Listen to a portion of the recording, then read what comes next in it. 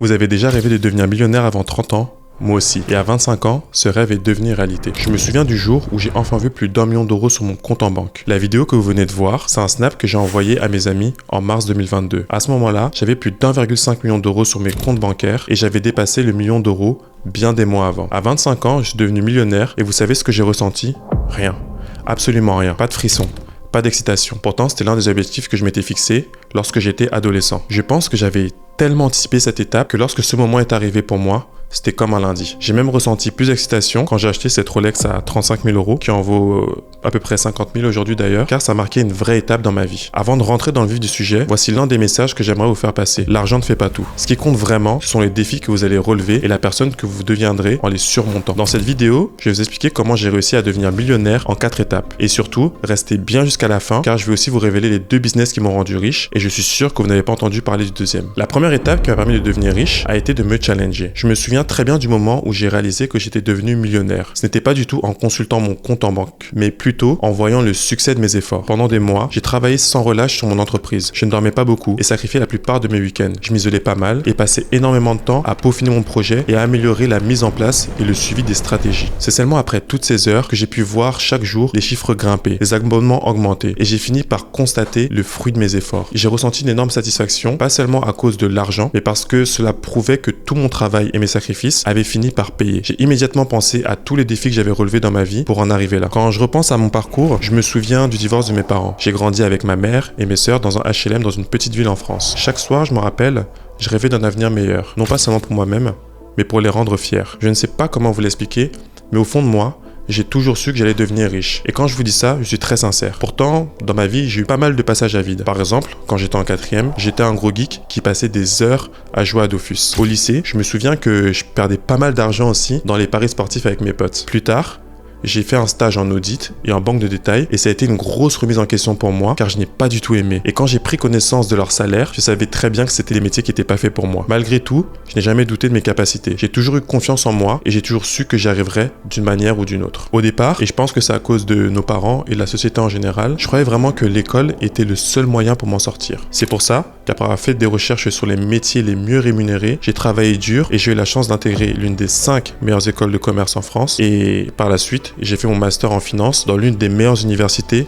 en Angleterre. Chaque objectif que je me fixais était un challenge que j'essayais constamment de relever. Après mes études, j'ai travaillé en gestion de fortune pour un grand asset manager. C'était un emploi prestigieux et bien payé, mais rapidement, je me suis rendu compte que ce n'était pas ce que je voulais. J'avais envie de créer quelque chose de nouveau, de me lancer un défi personnel et de voir jusqu'où je pouvais aller si je m'en donnais les moyens. Je ne voulais pas attendre d'avoir 40 ou 45 ans pour me considérer comme riche. Et c'est à ce moment-là que j'ai pris la décision de tout quitter pour me lancer dans le business en ligne. Je me rappelle parce que mes amis et ma famille pensaient que j'étais devenu totalement fou. Ils me demandaient pourquoi j'avais quitté un emploi aussi stable et bien payé pour quelque chose d'aussi incertain. Mais c'est à ce moment-là que j'ai repensé à une phrase d'Elon Musk qui disait que si quelque chose est suffisamment important, même si les chances sont contre vous, vous devez toujours essayer. Cette citation résume parfaitement mon parcours. Je me suis toujours challengé et j'ai toujours pris des risques même si mes chances paraissaient faibles. C'est pour ça que je vous dis aujourd'hui, que vous soyez étudiant, salarié ou entrepreneur, challengez-vous.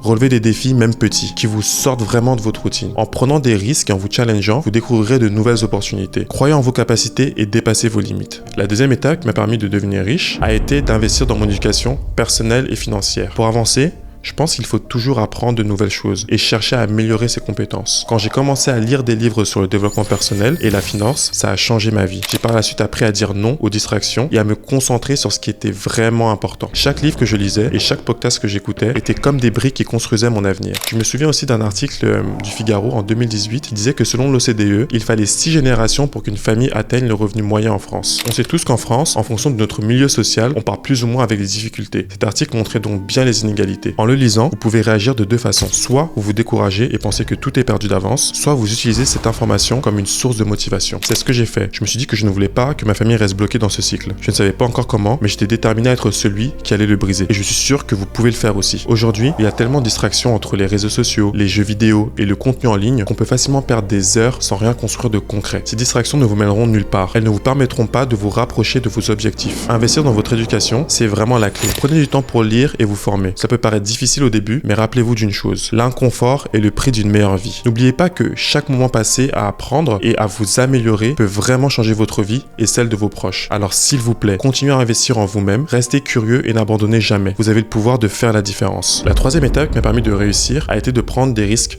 calculés. Je sais bien que lancer un business comporte toujours une part d'incertitude, mais ça ne signifie pas que vous devez plonger tête baissée vers l'inconnu. Faites des recherches approfondies, évaluez les risques et les opportunités et prenez des décisions réfléchies. Quand j'ai commencé, j'ai d'abord fait du e-commerce. Ça n'a pas été facile et je n'ai pas tout de suite réussi. J'ai fait des erreurs et j'ai échoué plusieurs fois. Mais malgré tout, je n'ai pas abandonné. Chaque échec était une leçon et après avoir appris de mes erreurs, je me suis adapté et j'ai persévéré. Ensuite, après avoir généré des revenus conséquents grâce à mes marques, je me suis tourné vers ce deuxième business qui était les box par abonnement. Pour ceux qui ne connaissent pas, c'est un business qui offre des revenus récurrents et stables. Donc si vous avez essayé de lancer un business et que ça n'a pas marché, ne vous découragez pas. Il y a plein d'autres opportunités comme les box par abonnement par exemple. Je me souviens de mon premier succès avec ce business. J'avais identifié un marché de niche et créé un produit qui répondait à un besoin spécifique. Les abonnements ont commencé à augmenter et j'ai su que j'étais sur la bonne voie et que j'allais changer ma vie. Chaque nouvelle box que je lançais était un risque calculé. Je passais des heures à analyser le marché, à comprendre les besoins des consommateurs et à évaluer les concurrents. Je ne me lançais jamais sans être préparé et cette préparation a fait toute la différence. Utilisez la puissance d'Internet non pas pour vous distraire, mais pour apprendre et créer quelque chose. Prenez des risques calculés en étudiant le marché, en analysant vos concurrents et préparez-vous à saisir les opportunités. N'ayez pas peur de l'échec, car chaque échec est une leçon précieuse. Persévérez,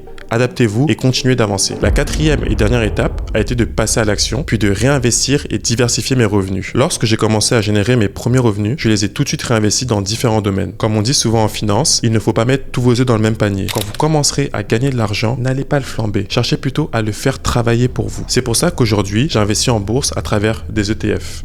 J'investis aussi dans des REITs, des SCPI et même dans des startups. Le fait de diversifier mes gains m'a permis de construire un patrimoine vraiment solide. À travers cette chaîne YouTube, je vous apporterai mes connaissances sur différents business, que ce soit les business en ligne ou dans l'intelligence artificielle. Mon but est simple, c'est vraiment de vous aider à trouver ce qui correspond à vos compétences et à votre personnalité. Je vous expliquerai aussi différentes méthodes d'investissement et j'espère que vous serez par la suite en mesure de commencer à investir facilement vos premiers 1000 ou peut-être même 10 000 euros. En suivant ces 4 étapes, vous allez forcément améliorer et passer un cap dans votre vie, que ce soit mentalement ou financièrement. Alors encore une fois, que vous soyez étudiant, salarié ou entrepreneur, il n'y a aucune limite à ce que vous pouvez accomplir. Je ne vais pas vous mentir et vous dire que c'est facile de devenir millionnaire comme moi, car c'est faux. En plus du travail, il y a aussi le facteur chance qui joue beaucoup. Le seul conseil que je peux vous donner, c'est de ne pas viser le million dans un premier temps. Pensez seulement étape par étape. Pour être honnête avec vous, la vie que je mène aujourd'hui n'est pas différente de celle de quelqu'un qui a peut-être 400 ou 500 000 euros dans son compte par exemple, alors que j'ai beaucoup plus dans mon compte que ce que j'avais à l'époque. Mais je passe tout mon temps à travailler. La seule différence que j'ai avec ces gens, c'est juste que j'ai une plus grande capacité à investir de manière générale. Mais sinon, je mène une vie très simple. Vous pouvez vous aussi obtenir tous ces résultats et je vous assure,